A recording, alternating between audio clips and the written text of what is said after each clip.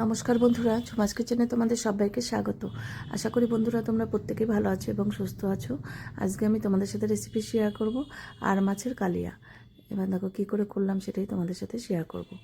এবার এখানে কতগুলো আর মাছ নিয়েছি, নুন হলুদ মেখে নিয়েছি আমি আগে থেকেই। এবার মাছগুলোকে ভেজে নেব।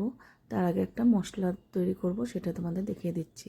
এখানে তিল আছে, আমন্ড বাদাম, আর আছে ওখানে কাজু বাদাম, আর আছে চারমগজ। এবার মাছটা ভেজে নেব।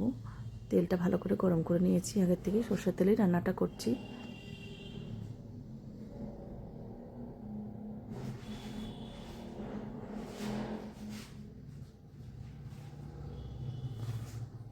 এবার এটা ধুয়ে এই জারের মধ্যে দিয়ে দিলাম। আর এখানে দিলাম বড় সাইজের একটা টমেটো।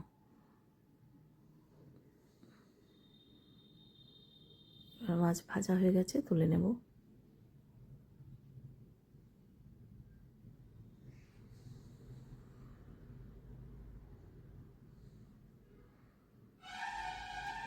এবার সব মাছ আমি ভেজে নিয়েছি।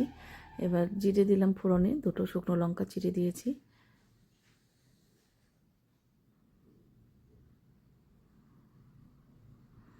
এবার যে মশলাটা করে নিয়েছিলাম সেটা দিয়ে দিলাম। হলুদ দিলাম হাফ চামচ, কাশ্মীর লঙ্কার গুঁড়ো হাফ চামচ, নুনটা পরিমাণ বুঝে দিতে হবে। আর ঝালের জন্য কাঁচা লঙ্কা বাটা দিলাম, তোমরা চাইলে শুকনো লঙ্কার গুঁড়ো কিংবা বাটাও দিতে পারো। এবার ভালো করে কষিয়ে নিতে হবে। দেখো তেল ছেড়ে দিয়েছে, কিন্তু অনেকটাই কষানো হয়ে এসছে। এবার দিলাম আরও কিছুটা ঝালের জন্য লঙ্কা, টমেটো কেচাপ 2 চামচ,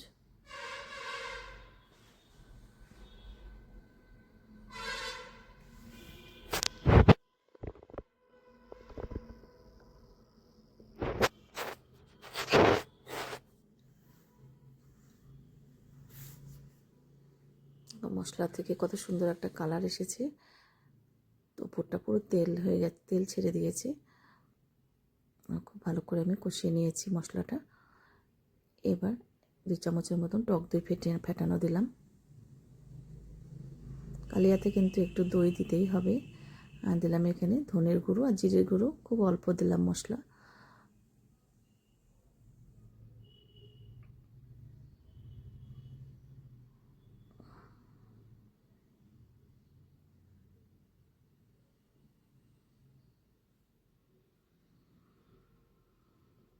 খুব ভালো করে কষিয়ে নেওয়ার পর আমি জল দিয়ে দিলাম ঝোলের জন্য।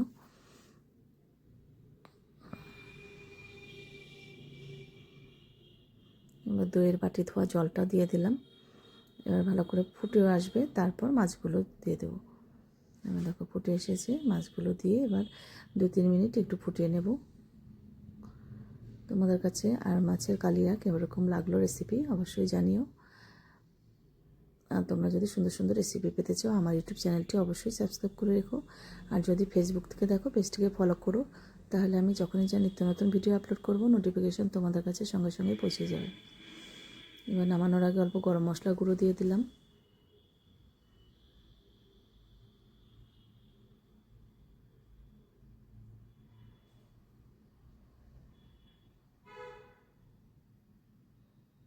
দেখো হয়ে গেছে, এবার আমি নামিয়ে নেব।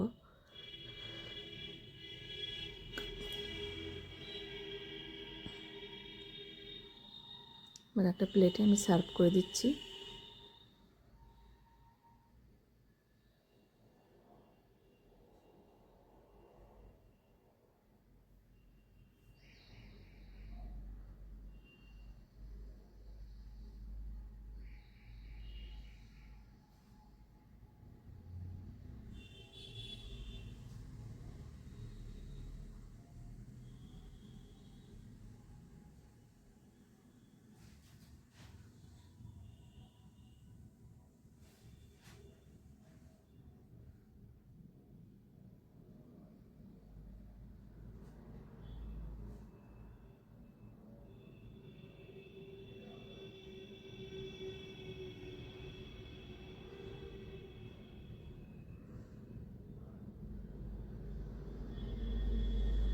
আজকে তাহলে আমি এখানেই রাখছি, এরপরের দিন আবার হাজির হয়ে যাব তোমরা সবাই সুস্থ থেকো, ভালো থেকো। টাটা বন্ধুরা।